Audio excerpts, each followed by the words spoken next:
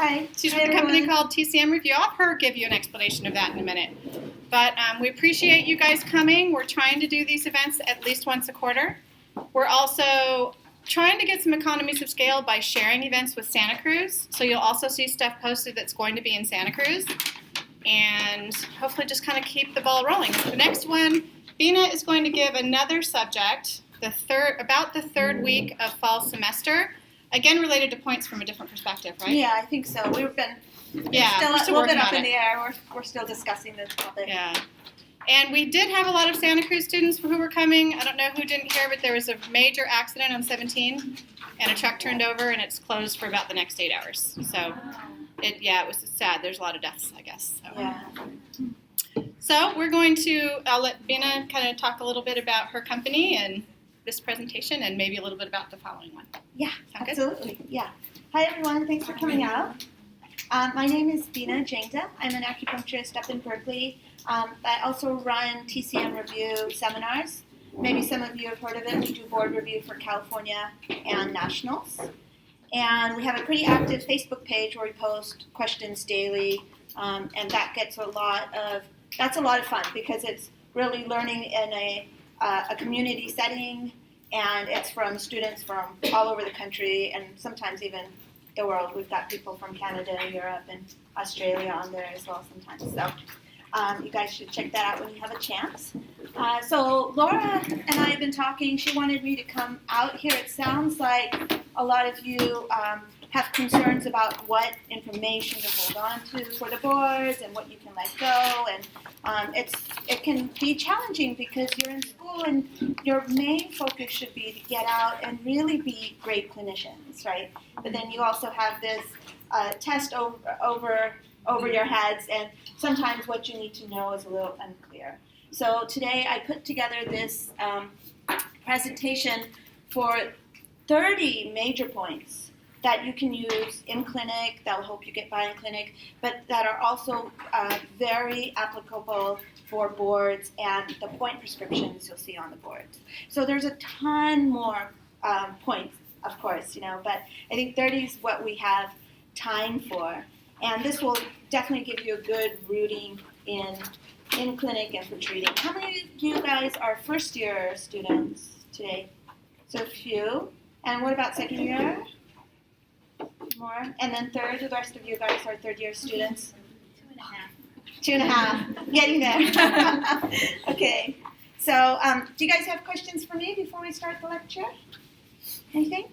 Good. Okay, so 30 important points to know for your clinic and your acupuncture board exams. So we're going to start with the lung channel, and then we're going to work our way through all the channels. You guys have handouts there. If you guys are coming in, just make sure you've got a handout for yourself. So the first points that we're going to look at on the lung channel are lung 5, and we're going to do a comparison with lung 10. So lung 5 and lung 10 are great points for excess conditions in the lungs, right? Excess only.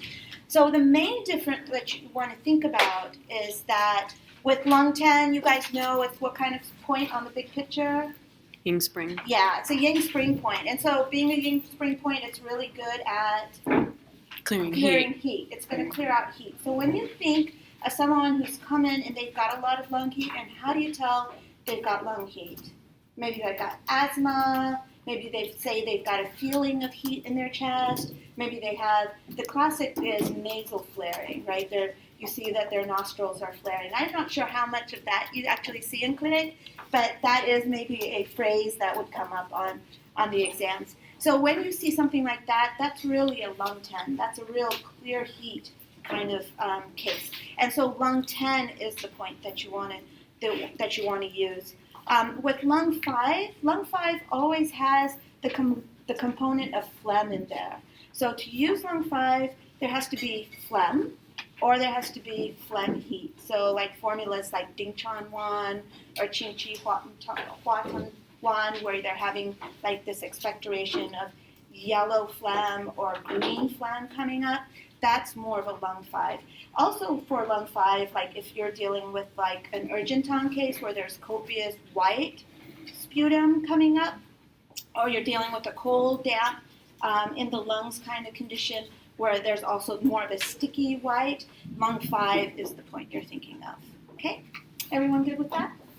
Good. Okay, so moving on, we're looking at lung 7 versus lung 9. So these are two major points also that you use fairly often, right, on the lung channel. Lung 7 is really great for excess and deficiency, where lung 9 will only treat deficiency. Remember, lung 9 is the yuan source, and generally yuan source are for deficiency only, generally.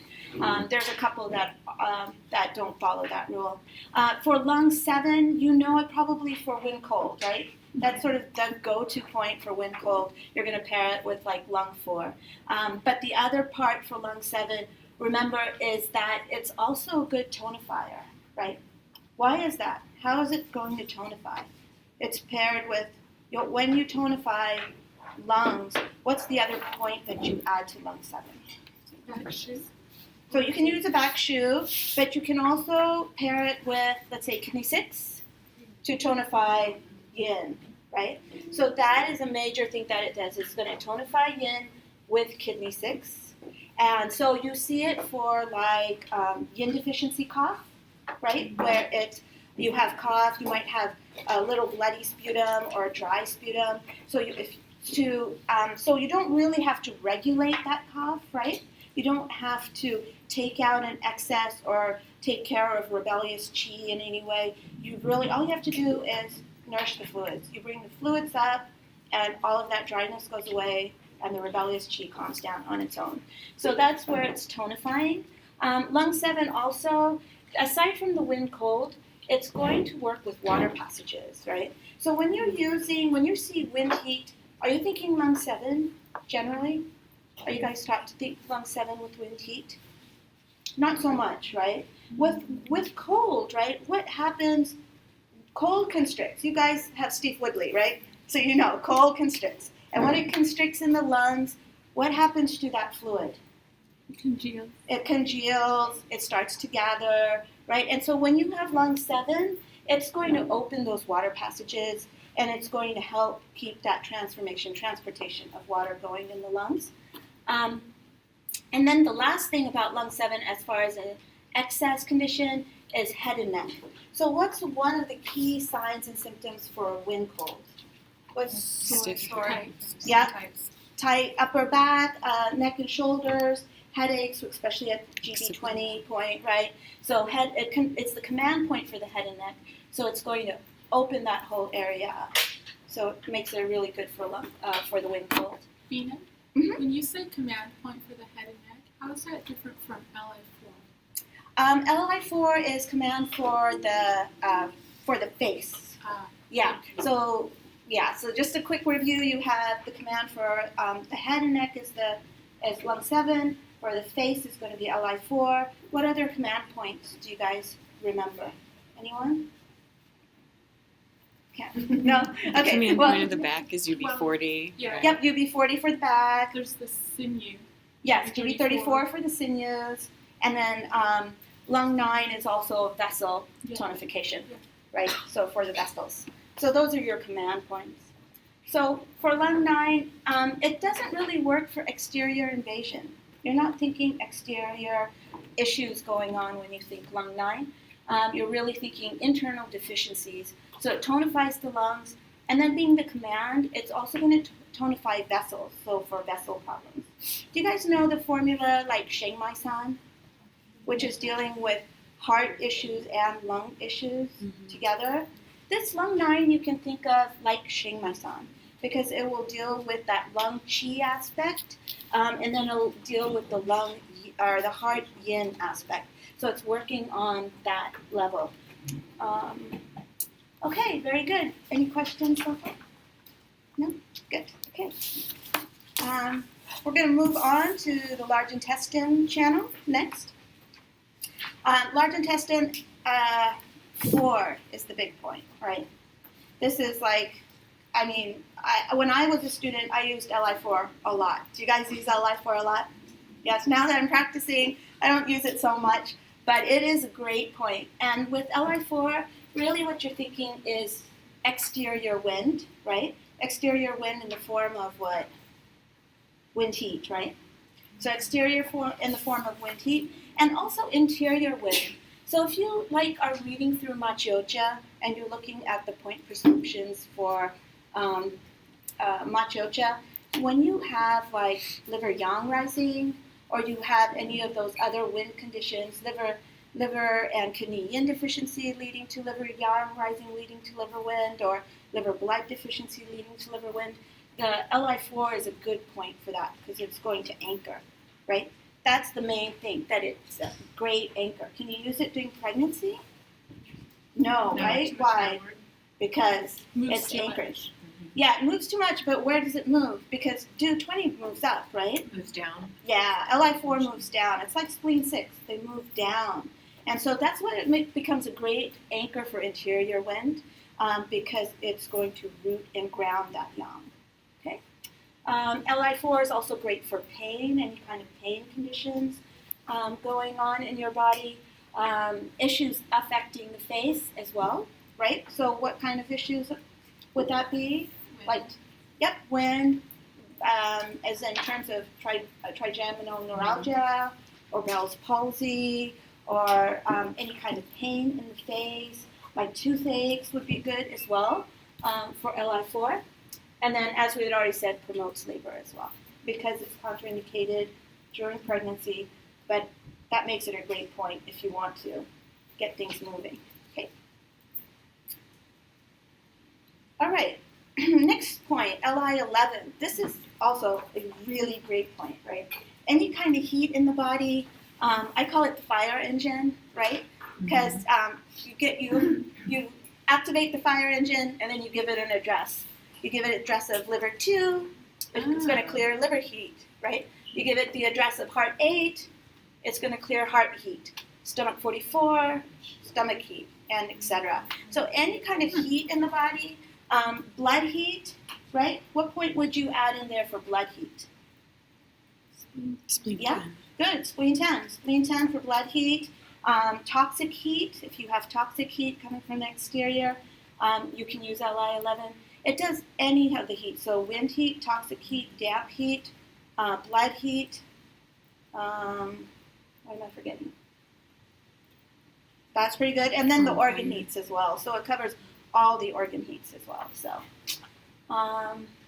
very good. Quick question. Yeah. Did you need to use alone has those effect, or use in combination with the following points? Yeah. So you use it in combination. So it's like you have a fire, you call the fire department, right? And then you give them the address. So first you do Li11, and then you put in A pair liver up 2. with So it's a pair. Yeah. It's a pair. You pair it up. All right. To clear the heat. And I think you guys probably do that instinctually anyway, don't you? You wouldn't usually use Li11 on its own, right? If you have a case with liver fire, you're probably putting in that liver 2.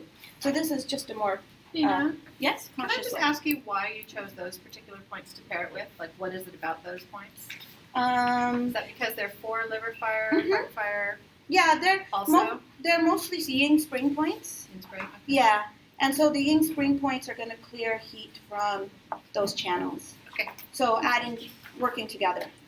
Yeah. All right. So there's quite a few other points on the large intestine channel, like liver 15 that benefits the sinews, helps with pain. Also Li20, as you know, for nasal congestion. So I'm just quick reference there, and then we're moving on to the stomach channel. There are other points also on stomach channel that are good to know, but we're just going to hit the heavy hitters today. Stomach 36 is probably the biggest point, most used on the body, right? Because why? Because it builds chi and it builds blood. It takes care of the chi aspect and the fluid aspect in the body, right? And so if you have any kind of deficiencies, anything is going wrong in the body, you build up this aspect and you've got health, right? The body can heal itself. You just have to give it the ability to heal. So stomach 36 kind of does that. So classically, you're to do 3 cones of direct matza on stomach 36 every day, and that's, that keeps you healthy. So that's what the classics say. For stomach 36, it's good for excess and deficiency. So it's a regulating point and it's a tonification point, right? If you have heat in the body, stomach 36 will help. Or you have heat in the stomach, stomach 36 will help. If you have cold in the body, stomach 36 will help. So it does both, right?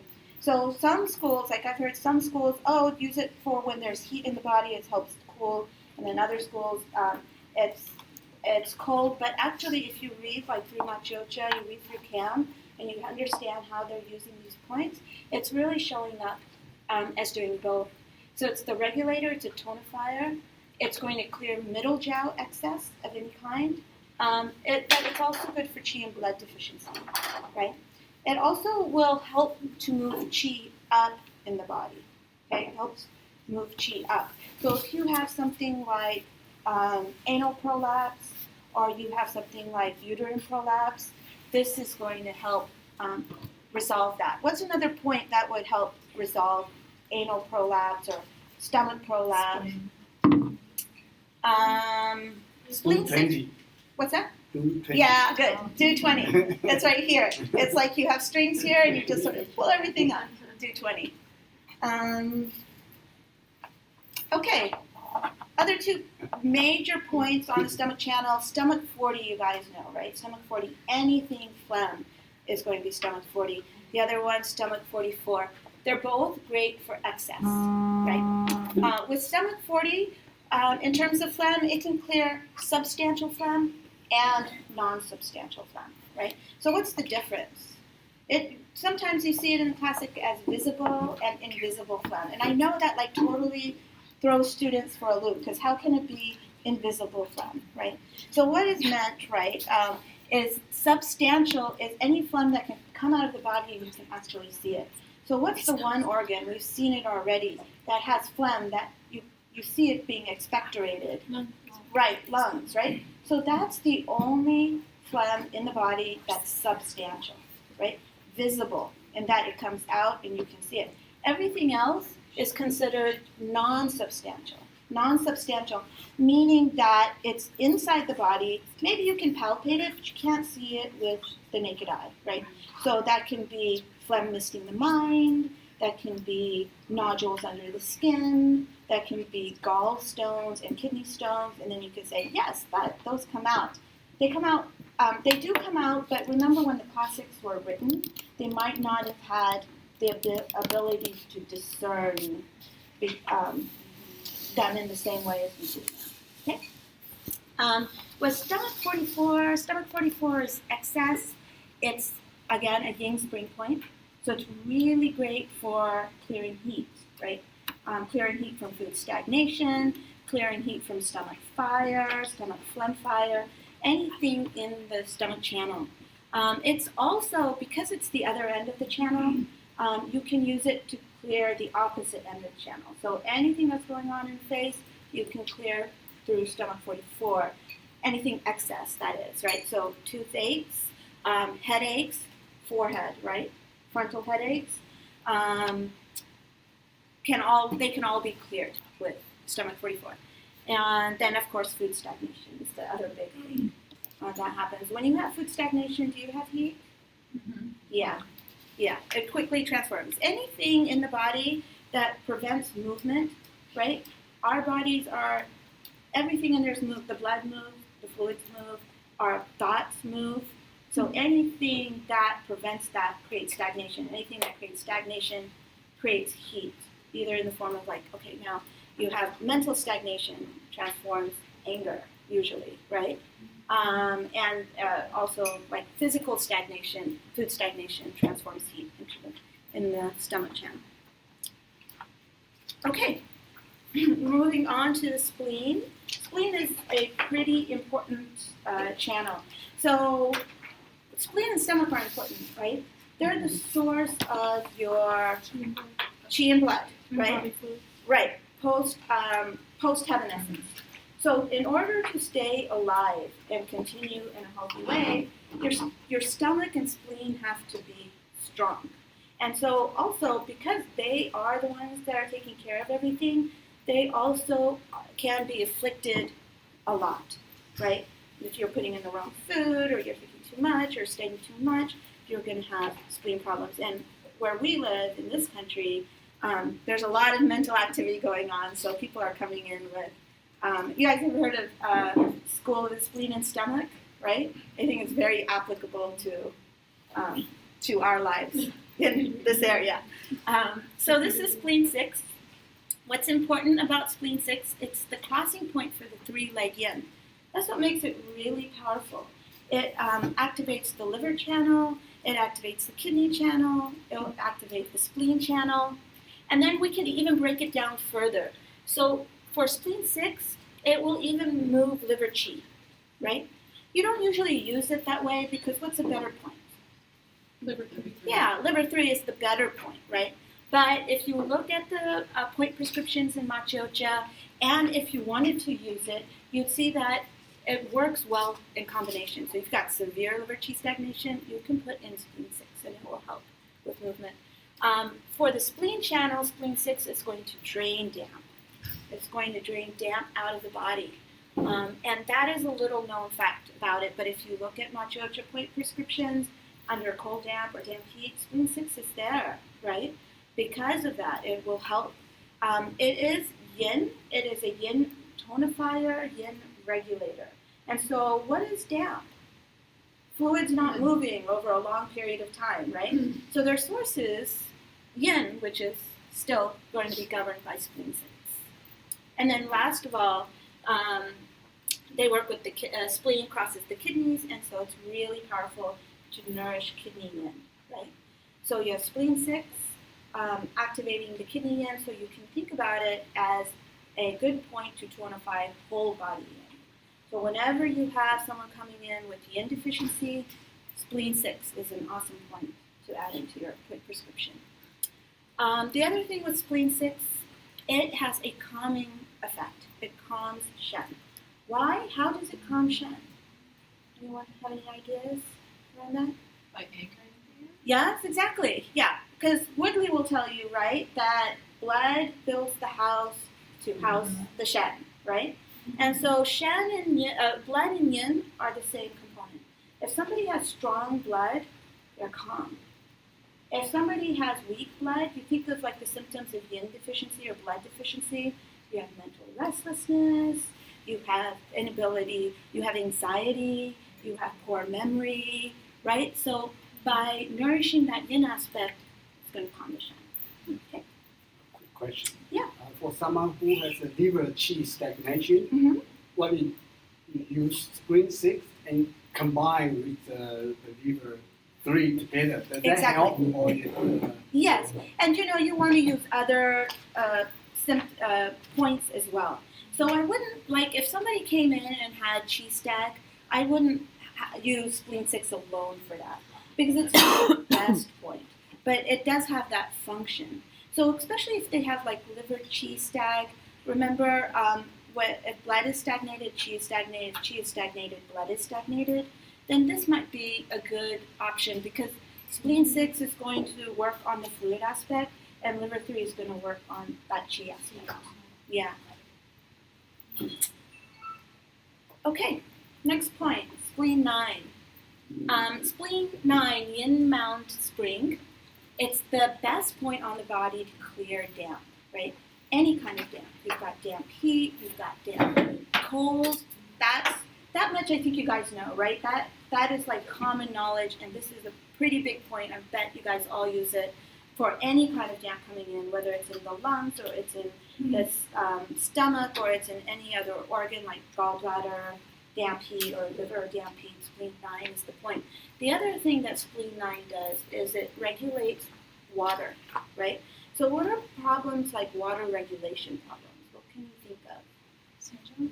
Yeah, Sanjiao has water regulation problems like specifically like urinary problems are water regulation problems. Edema is a water regulation problem. Anything like that where you're having fluids that aren't moving, right? Because if you think about it, our bodies, or when the classics were written, they use nature as the template to explain what's going on in our body, right? And so if you think about it, you think of like rivers and riverbeds and streams where the water pools and is no longer moving and is stagnating. What's that water like? It's not clean. There's not a crispness. It's murky. It's almost got that oily film over it, right? So it's the same thing that's going on when water is not regulated in our bodies, whether it's not moving because of yang deficiency or it's not, it's pooled in the bladder for whatever reason, is that you're going to have that sliminess to it, and then you're going to add in spleen 9 to help flush it out. Okay. Okay, next point, spleen 10. Spleen 10 we've looked at a little bit already. It is the sea of blood. It's good for excess conditions and deficiency conditions. So in terms of excess conditions, you're really thinking of like either issues with menstrual blood, where there's lots of red blood and there's lots of bleeding and it's uncontrolled, then spleen 10 will help with that because it cools blood and it moves blood, right? It cools and moves the blood. The other way to think about for spleen 10 is if you have skin conditions, right? Urticaria, which is hives. This fall, my daughter, we got birds, and she broke out in hives to every single fruit and tomatoes. So she couldn't eat anything, and she'd break out in hives every time she even came like in contact, in contact with it.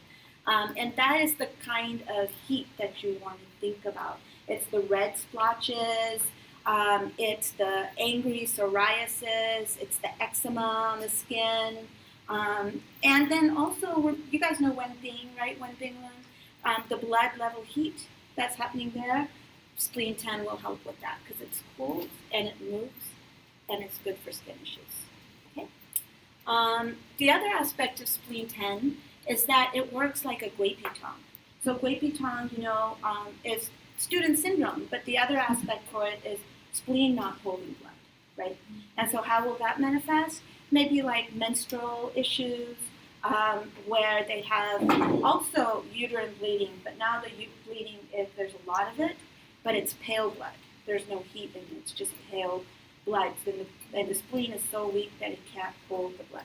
So you're going to use spleen 10 for that. And what other point can you add to spleen 10? What other point can you add to spleen 10? This is also a big blood point on the back. UV17? Yeah, good. UV17 will help with this as well in the same way. Okay? Does kidney 3, especially from an excess perspective, come into play here? You can. It depends on the case. As far as tonified blood, no, it won't. It'll tonify the yin aspect to tonify the blood aspect. Yeah. I'm sure we'll cover kidney 3 too. Yeah, we're getting there, but no, that's a really good question. So, maybe you're starting to see that the fluids in the body, you have body fluids, you have blood, and you have yin, right? And they're pretty much interchangeable. Remember, doesn't Woodley have that diagram of the? I had him. That's how I know stuff so well. I had him when I was in school, and there's that triangle, right? It's actually from Machoja, but you have fluids on one side, blood on one side, yin on, maybe at the top, and they can all change into each other as needed. So if you have extreme blood loss, it's a good idea to tonify the yin as well, to get things regenerated quickly. Okay, moving on to heart. Heart, there are basically 5, 6, 7, 8 are the important points to know. That's what we're going to go over today. Heart 5 is good for tonification. It does heart chi, right? It's good for heart chi. So any kind of deficiencies with that, whether it's palpitations with heart chi, or if you're having there's shortness of breath with heart chi. Did you guys remember that? Shortness of breath with heart chi. It looks a lot like lung chi deficiency plus palpitations, basically, is what's going on. So it's good for that. And then it's for excess, it is the Laurel point, right? So most Laurels, like stone 40 is a Laurel, spleen 4 is a Laurel. they help to drain excess out of the body. And so here, when as a low point, it's good for aphasia, right? And what syndromes, Zhang patterns manifest with aphasia? Phlegmistic mind, where the phlegm is actually, right? Because the tongue, the heart 5, the luo actually goes to the tongue, right? So it goes to the tongue and it controls the tongue. And remember, a strong heart chi means good speech as well, good clear speech, right? But when you have phlegm, it gets sticky in that tongue, and they can lose their ability to speak, or it becomes mumbled, or it becomes unclear. And so then, heart 5 will help drain that out. The other thing for heart 5, because it is low, it's good for SI heat. Remember, SI heat looks like UTI, so it looks like UV damp heat, except for it's got heart involvement. So what's happening here? The heart has so much heat, and being the emperor and already being a center for heat in the body, you don't want to overdo it, right? So its regulating mechanism is that it will drain excess heat to its paired organ, the SI, and then the SI will pass it on to the UV. And so you've got symptoms of dark urination, maybe painful urination going on, but you also have palpitations, and you also have tongue sores, which is interesting, right? So that's the other function for heart 5. Good. Anything so far coming up? No? Clear? Good. All right, so the next point on the heart channel, we have heart 6 and we have heart 7. Heart 6 is nourishing. Heart 7 is nourish blood. Okay? They are both going to, it's not on here, but you can write in that they're both going to deal with palpitations, but you want to figure out where those palpitations are coming from. Are they more yin palpitations? Are they more blood palpitations? They'll help with both of those. Heart 6 is better for night sweats. Okay. It's better for night sweats, which is as yin deficiency, right? And heart 7 is better to calm shen. It's got more of an anchoring action going on. They both can treat insomnia, but again, it depends on the type of insomnia. What kind of insomnia would you have to see for to use heart 6 over heart 7? Anyone know? When would they be waking up? Yep, repeatedly through the middle of the night. Like, so maybe 1 o'clock, 2 o'clock, 3 o'clock, and repeatedly. Okay. What about for heart 7? What would this insomnia look like? With vivid dreams.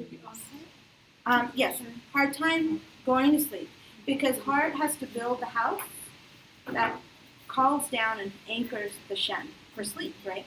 And so that's not happening. So then you're seeing that they're like, I'm so tired, but then I try to go to bed, and I'm up to like midnight or even 1 or 2 before I can fall asleep. That's more of a heart 7 kind of case. Okay, next point, heart 8. Heart 8 is for easy heart heat. I don't know if you can see that, but it's a heart with lots of fire. That's pretty much the main thing for heart 8, is that any kind of excess heat in the heart 8 is your point. Heart 9 is another point, right? And heart 9 is more for open orifice. So if they have unconsciousness, if they have extreme mania, things like that, heart 9 is better for that. Okay. So now we're going to move on to SI channel. SI1 is a great point for women, right? It deals with any kind of breast issues that might be happening, from breast pain to mastitis, and also to promote lactation. So we see here that it's good for excess and it's good for deficiency. Excess is like if you have liver qi stagnation, and so then the milk is pooling and now you have mastitis, right? Deficiency is more like You don't have strong qi, so you're not moving not just blood, but also milk is not moving, and then you're having poor lactation, right? So any kind of regulation issues with the fluids, you can use SI1 and fluids in the breast. And it's good for hot conditions, cold conditions, breast abscesses, and promote lactation. And promote lactation under here is under deficiency, but don't let that confuse you because you can have lactation problems due to qi stagnation. You can have it due to different types of excesses as well. Okay? If you're going to use SI1, these are some great local points down here, stomach 18, REN 17, GB 21, that you can use to pair up with SI1. That's specifically for lactation? You can use this for lactation, you can use it for mastitis, you can use it for breast pain. Yeah, because they're local points. That's basically it. REN 17 is great. We're going to look at it a little bit later, but it moves a lot of qi. So get those fluids moving, right? Do you ever use it for MS You can, SI1 not so much, but the support points you could use. Usually for, like you said, it's much more just liver 3, GB34, Sanjiao channel points all help with that. Okay, next point, SI3, back ravine. So SI3, its main function that we see it used for is that it controls the back, being the opening point or the command or master point for the do channel. It's really great for any kind of back pain, not just upper back or lower back, but anything on the back. And usually you're going to pair it with UB62. UB62.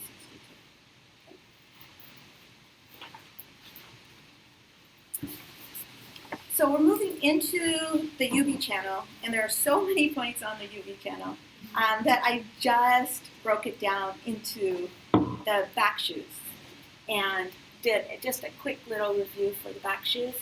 UB13, of course, back shoe of the lungs. It's great to tonify lungs. You see it used for like cough and asthma, not only deficiency cough and asthma, but you can use it for excess cough and asthma as well. If you look at the CAM point prescriptions, it's in there for wind heat cough or wind cold cough, wind heat asthma, phlegm heat asthma, etc. Now, if you have some more chronic issues going on, you have chronic asthma, or even if you have chronic disease and they just can't seem to get back up on their feet, if you add UB13 plus UB43 plus D12, it's good for chronic diseases, right? Because it's activating and strengthening your Wei Qi, and then the Do12 is in there, and it's going to also chase wind. That's its main function, Do12. It chases interior wind, right? So wind is the big brother of all the pathogens that are coming into the body, and so if you can eliminate the wind, the other pathogens don't have a way in. UB15 is for heart. It's good for palpitations. That's its most, it's its basic function. UB17, we see it's the back shoe of the diaphragm. So it's good to regulate qi in the chest. It's like the backside point that pairs with REN 17. They both have the same function. Move qi, circulate qi in the chest. So good for hiccups. The other thing for it is that it regulates blood. So you pair it with spleen 10 when you have blood issue problems. Okay, next one is UB18, liver back shoe, good for excess and deficiency. Good for excess and deficiency, anything liver. It's a great point to build liver blood as well. UB19 is GB, and it's great for gallbladder damp heat, jaundice of any kind. UB19 is the point, and then UB20. It's good to tonify spleen, UB20. Any kind of spleen issues, but especially if you have chronic gout that just won't, nothing seems to touch it. UB20 is a great point. You can add stomach 36 in. UB21 tonifies the stomach. In clinic, you don't really use this point so much because in clinic, you don't really have, when you see stomach deficiency, usually you treat it through the spleen. Isn't that right? Isn't that what most of you guys do? Yeah. For UB21, just as a little mental note for when you get to your boards or if you have comps here and they're using material from Machioja, he uses 21 a lot, UB21 a lot for stomach issues. Now we get to UB23. UB23 is backshoe of the kidneys. It's a great point to tonify kidneys. You're going to use it for any kind of kidney deficiency, right? Remember, kidney does not have excess. It only has deficiency. So if you have problems with Jing, if you have problems with Yin, or for Yang, or for Qi, any of those, this is a great point. If you have low back pain, do 3 and UB40 are the points that you would use together. Okay? So sometimes students or people are like, okay, but what about do 4? So when would you use do 4 for low back pain? It's very specific. Low back pain due to Mingmen, fire decline, kidney yang deficiency, because it's a heating point, it's a warming point, right? And so if you have back pain due to trauma, maybe not a great idea, or back pain due to cold gap, also maybe not the best idea. UB25 is large intestine backshoe, great point for constipation. So anything large intestine, especially constipation. UB28 is backshoe of the UB, great for UTI. Lynn syndrome is another way of saying UTI. It has UTI. When we think of UTI, we're thinking burning, right? UB-GAMP, burning pain, blood in the urine, a heat condition, right?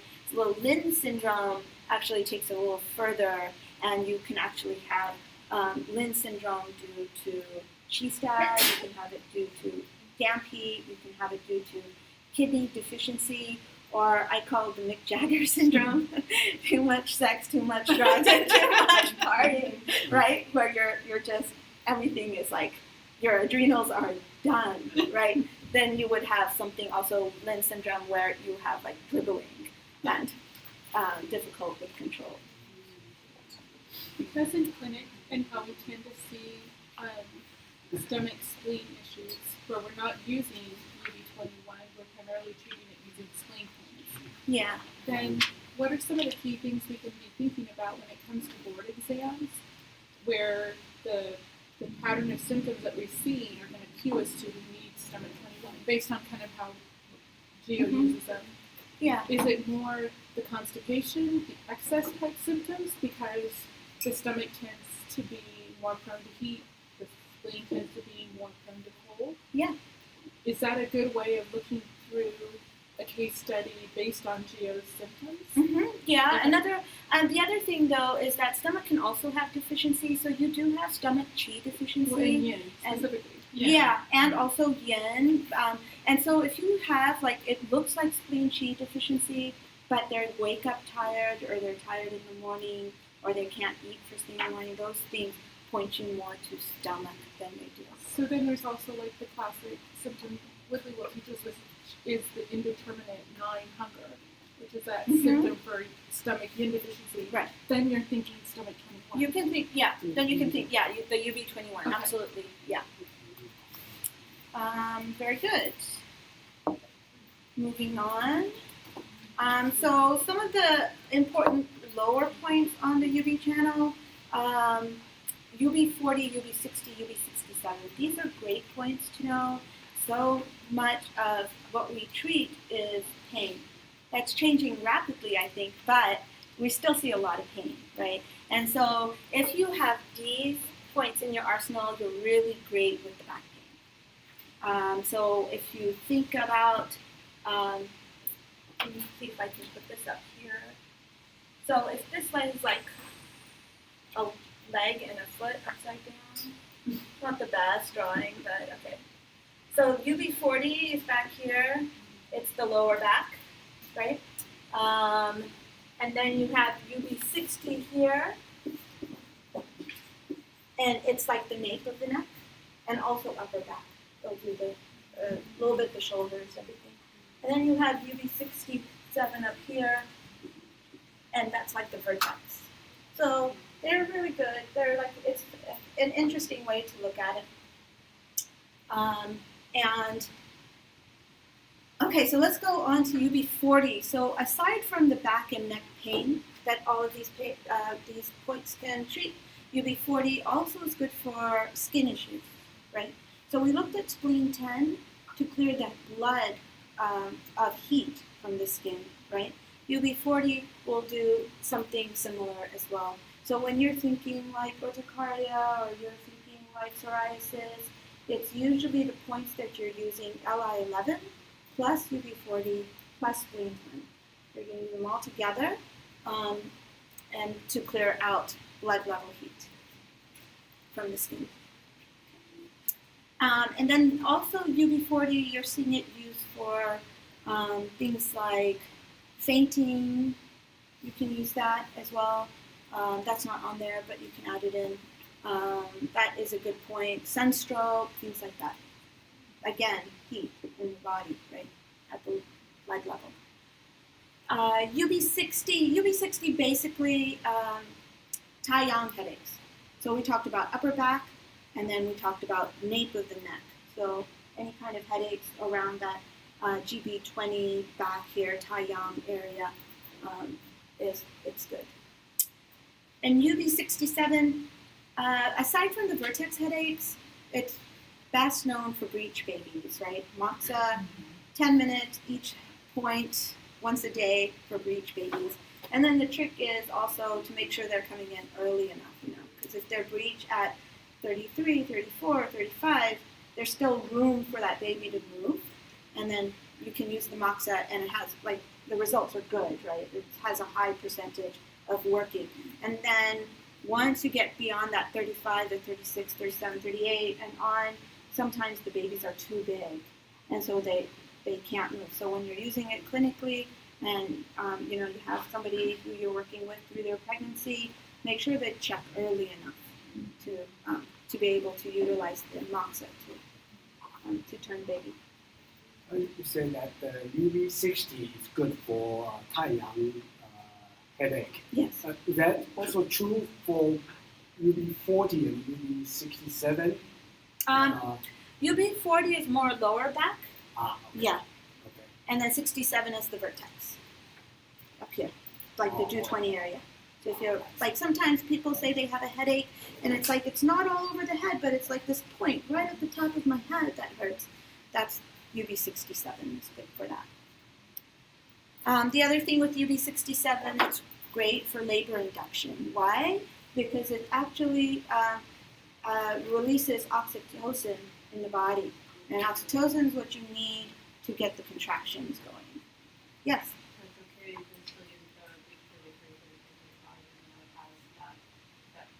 When you're using it for a breech baby, you're not going to needle.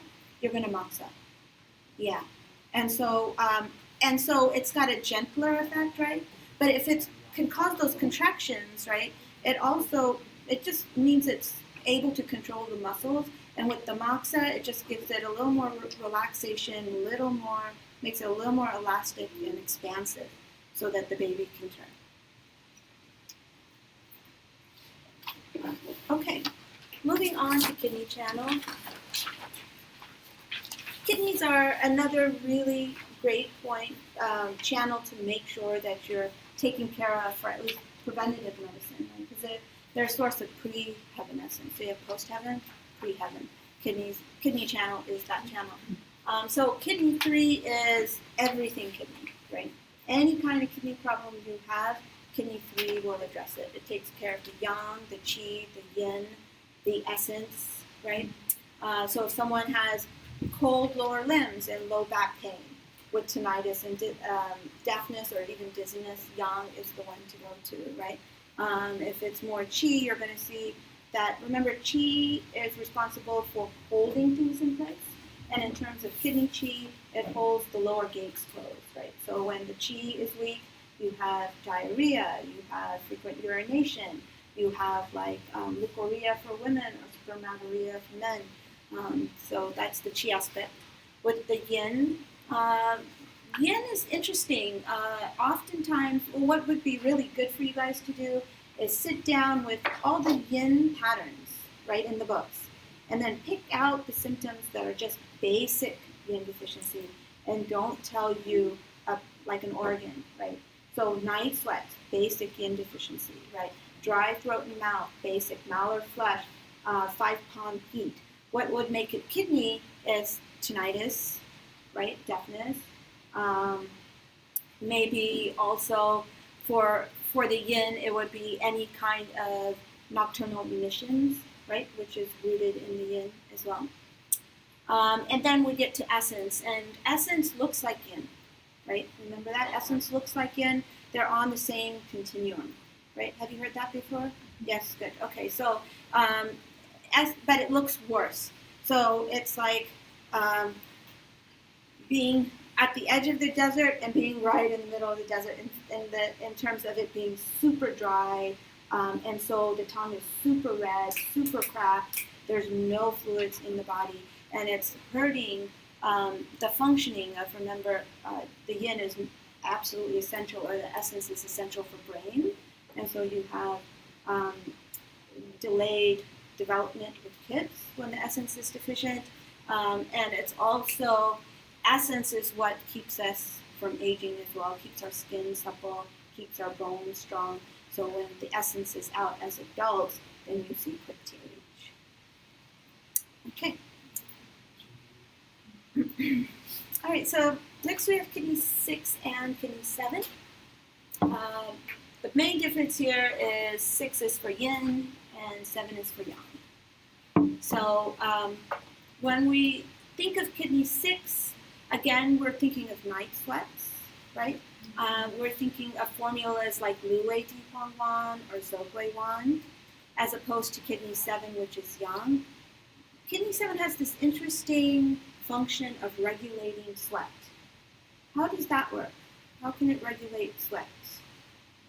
The heart is what governs sweat. So if it's affecting our yang, then it's affecting our heart. Exactly, yeah. And it's that yang qi aspect that keeps the pores closed as well. And it's the kidney yang also that makes the kidney qi, right? So it's again feeding into that qi aspect. Is the kidney qi's relationship with lung qi as well to control and regulate the pores, and as Andrea was saying, also connection with heart to control the sweat. So when you have uncontrolled sweating, you can, for daytime sweat, use kidney 7 and Li4, but you can also use kidney 7 and heart 6 together for night sweat as another option, or in addition to using kidney 6. So if you're using kidney 6 and you're not getting results, try going at it from the yang aspect as well. Okay. Sometimes when things look yin deficient, you want to tonify yang, right?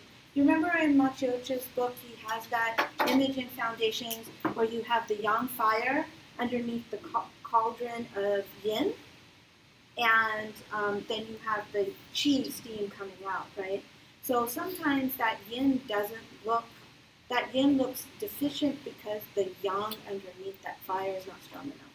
So when you have that night sweats, especially with women in menopause, when they have the night sweats, sometimes it's important to activate the yang to handle that. With kidney 6, I just put up a few different combinations that you can use for kidney 6 that will help you with your clinic.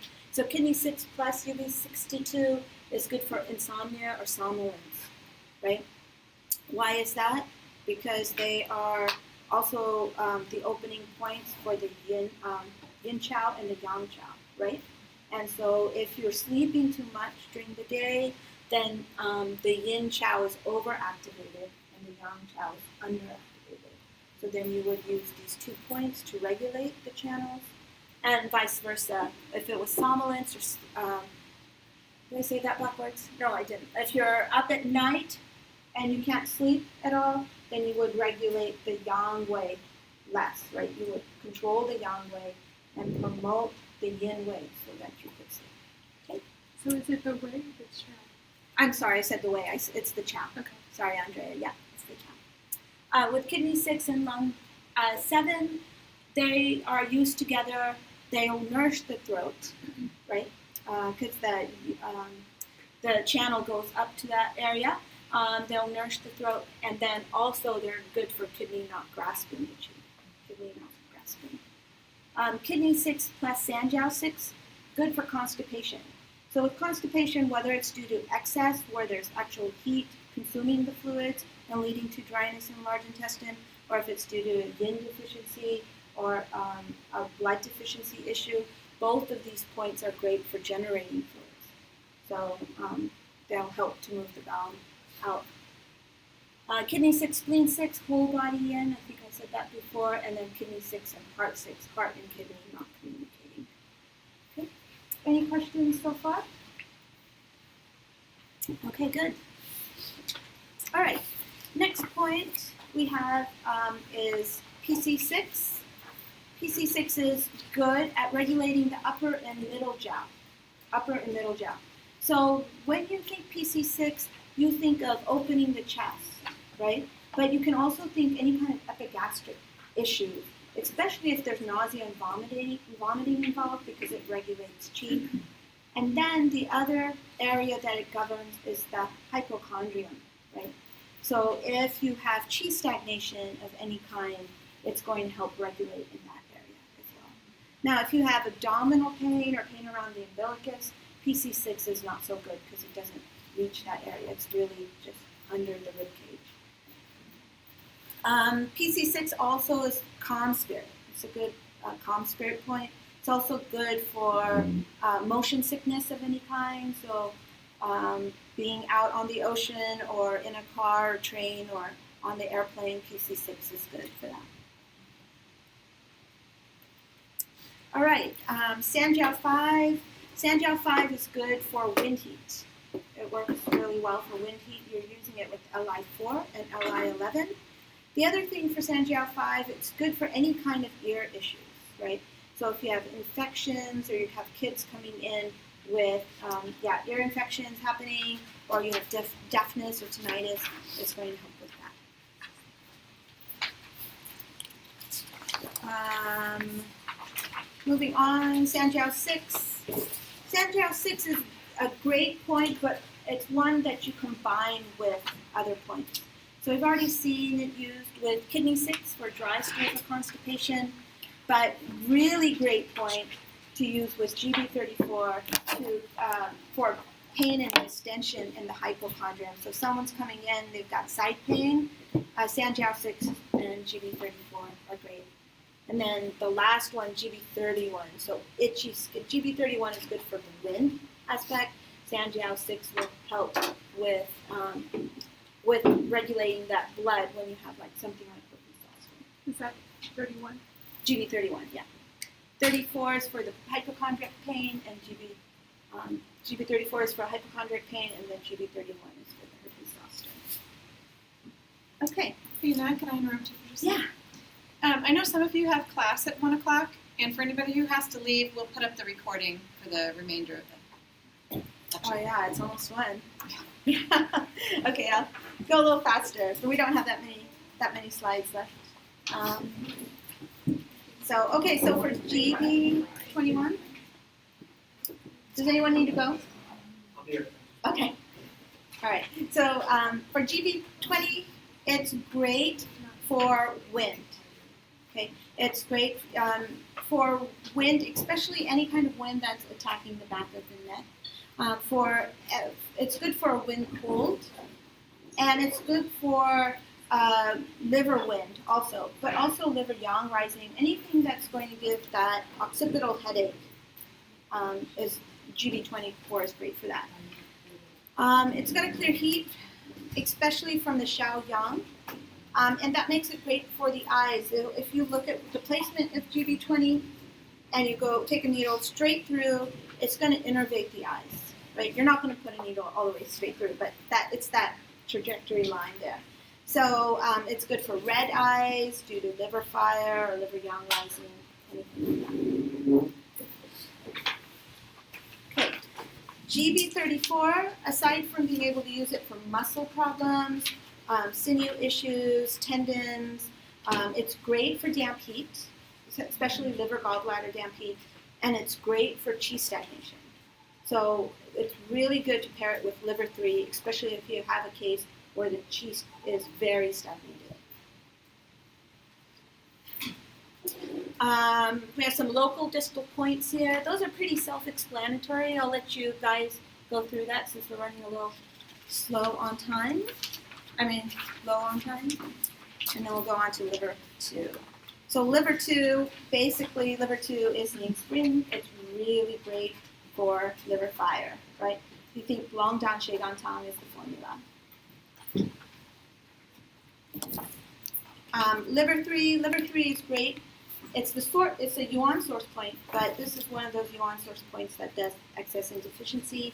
It's great for chi stagnation, but it's great for building blood as well. What's the other point on the liver channel to build liver blood? Liver 8. Liver 8, good. And that's our next point. So liver 8, you think of as blood, but it can tonify any fluids that are governed by the liver. So liver blood, liver yin, it's going to take care of either of those, right? So liver blood and liver yin, the patterns look the same, but if someone's coming in with more dry eyes, then you're thinking more of a yin issue than a blood issue. And that's basically the main key between the two. Okay, next points. We have Ren 6, Ren 12, Ren 17. These are great points. I think about them as their chi regulators. They activate the San Jiao in that each one, you have one in each jiao, Ren 6 in the lower, Ren 12 in the middle, Ren 17 in the upper. Ren 6 is good for any kind of chi issues in the lower jiao.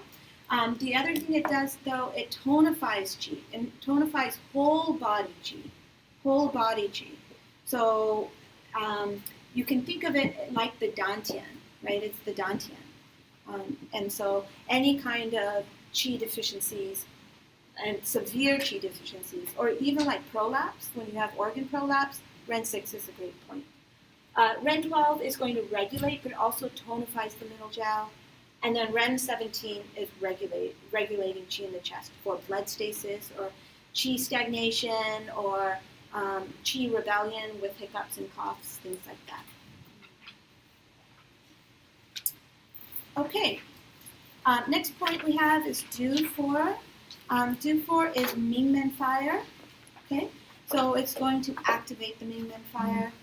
So if you have premature ejaculation, spermatorrhea, other signs and symptoms of kidney yang deficiency, Du 4 is the go-to point.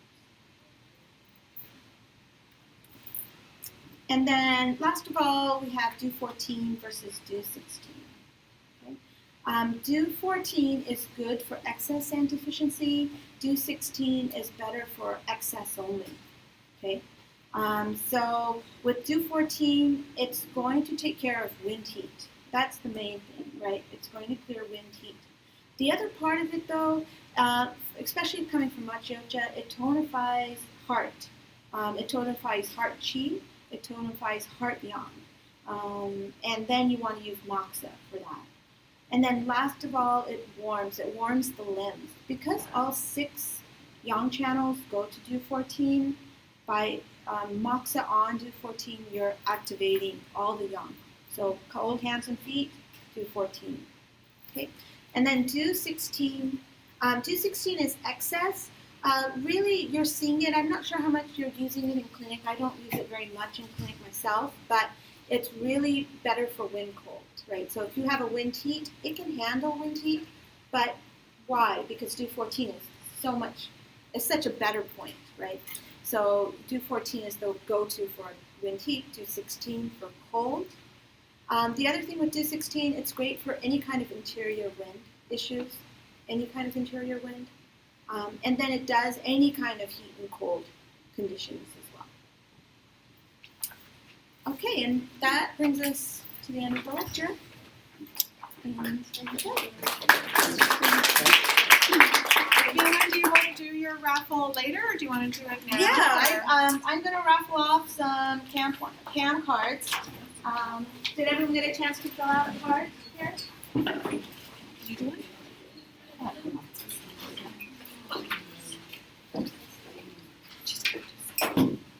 Lonnie Matsuda. Oh, wow. Yeah. Yay. Congratulations. There you go. Thank you for doing that, Bina. Absolutely. And thanks so much for coming. Yeah, absolutely. I'll stick around. I know some of you have to go to class, but I'll be here for a few minutes if you guys have questions. And I think Bina's going to be doing some more talks later in the future. One next semester, but some different subjects later, possibly. Yeah. If we can convince her. Yeah, I'd love to. That was great. All right, let me stop the recording here. I want to see that.